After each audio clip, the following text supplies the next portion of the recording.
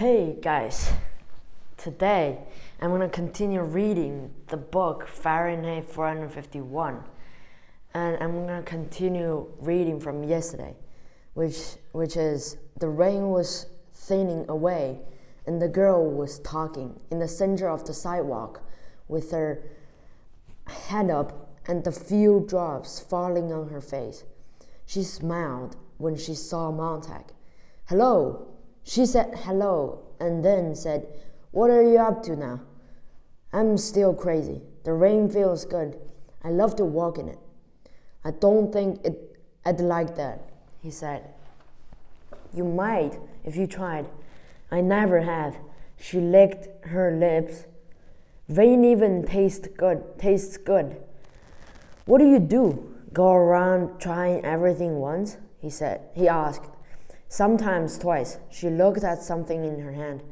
What have you got there?" he said.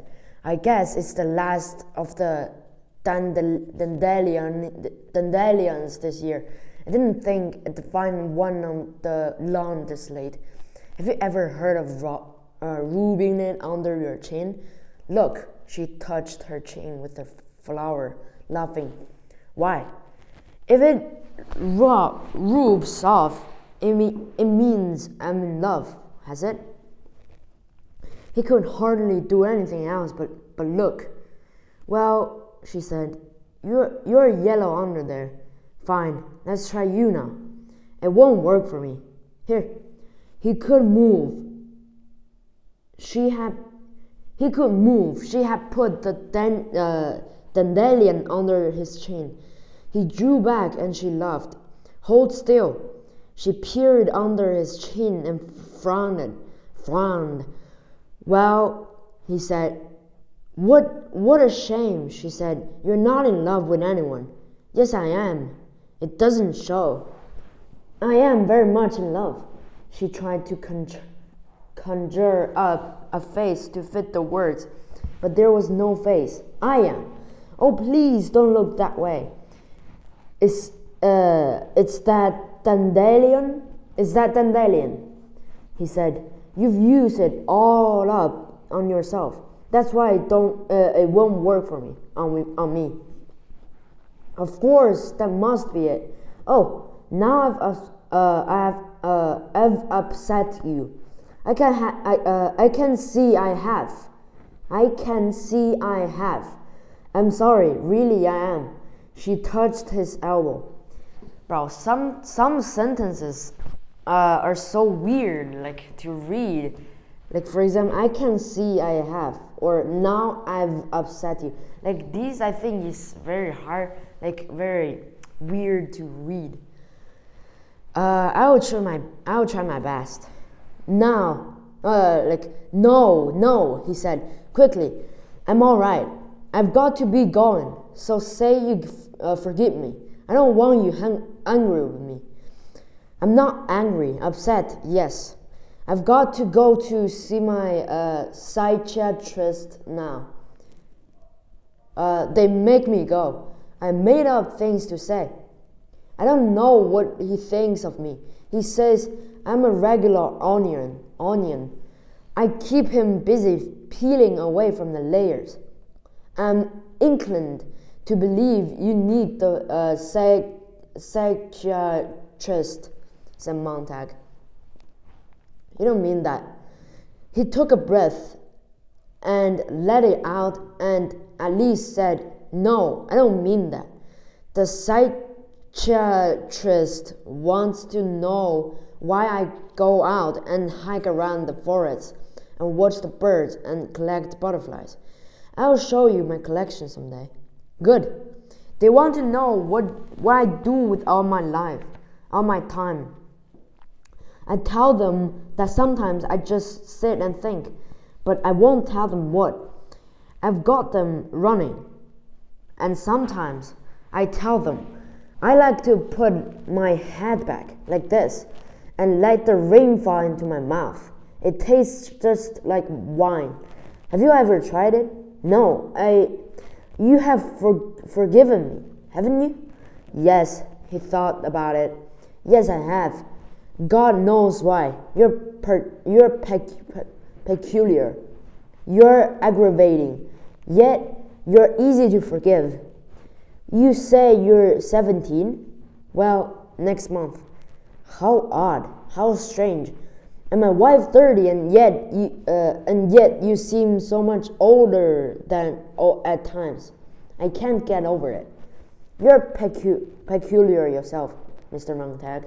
Sometimes I even forget you're a fireman. Now, may I take you angry again? Go ahead. How did it start? How did you get into it?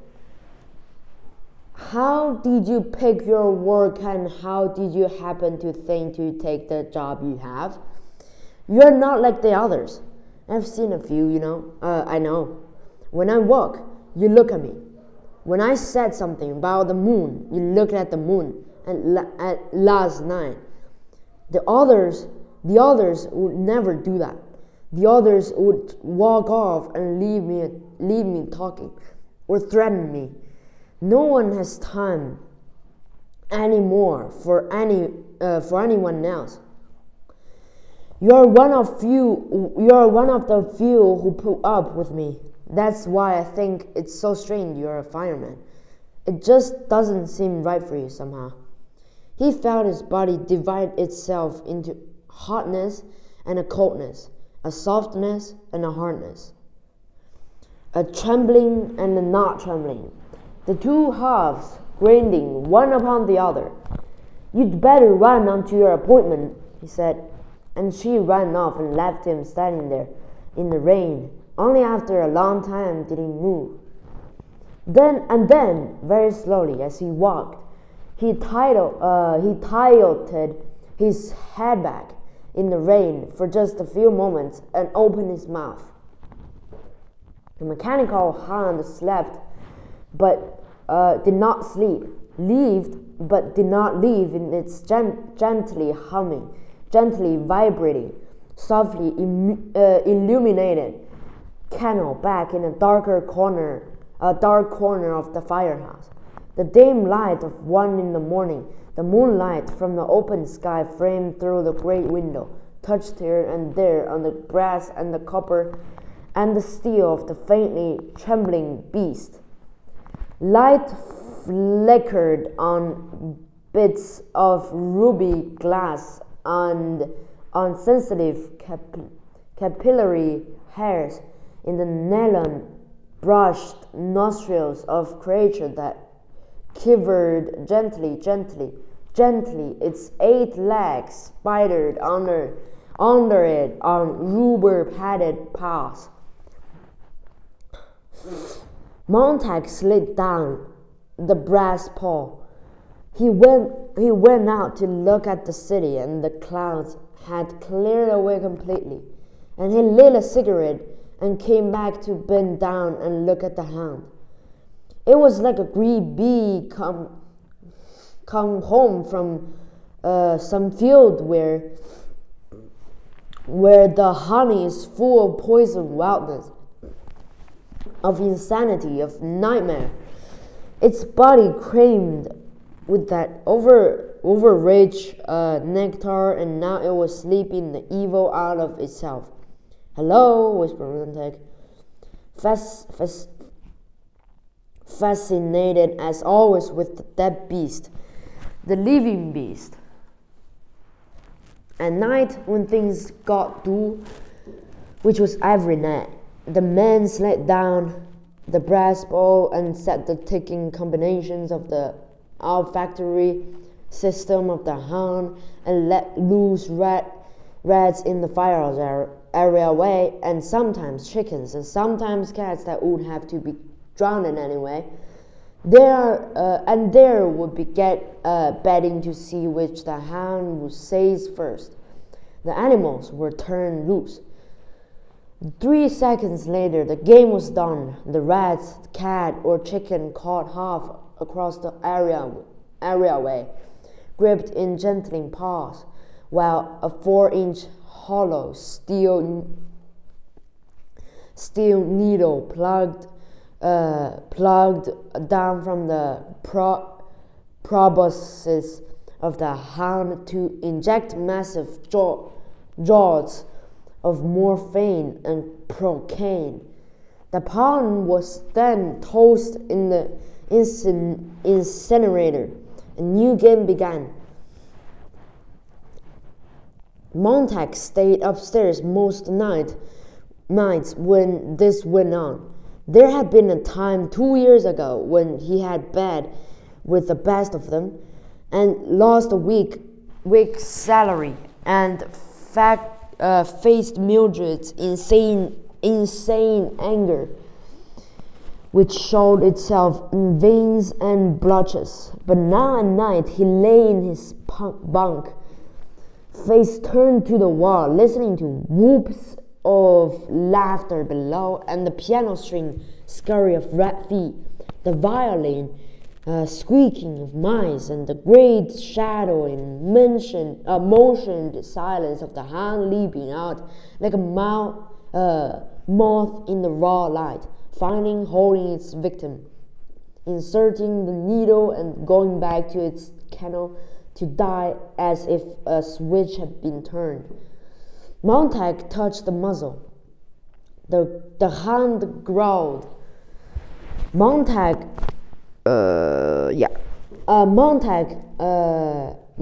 jumped back. The hound half rose in its kennel and looked at him with green-blue moonlight flickering in its suddenly activated eyebulbs. It growled again. I don't know how does it pronounce. Like it growled or it growled. It spells like Growled. Like I don't know how to spell, how to pronounce that. It growled again. A strange rasping combination of electrical sizzle, a frying sound, a scraping of metal, a turning of cogs that seemed rusty and ancient with suspicion. No, boy, said Montag, his heart pounding. He saw the silver needle extended upon the air, an inch, pull back, extended, pull back. The grow smeared in the beast, and it looked at him. Montag backed up. The hound took a step from its kennel. Montag grabbed the brass pole with one hand. The pole, reacting, slid upward and took him through the ceiling.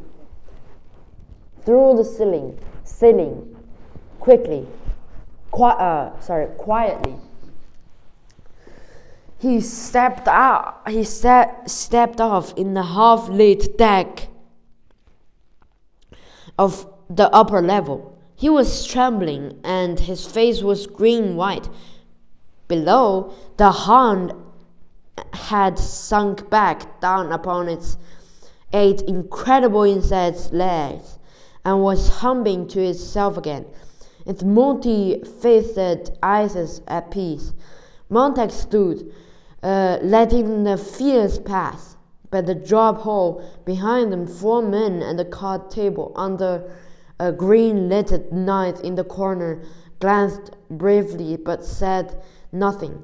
Only the man with the captain's hat and sign of the phoenix on his hat, at last curious, his playing cards in his thin hand, talked across the long room.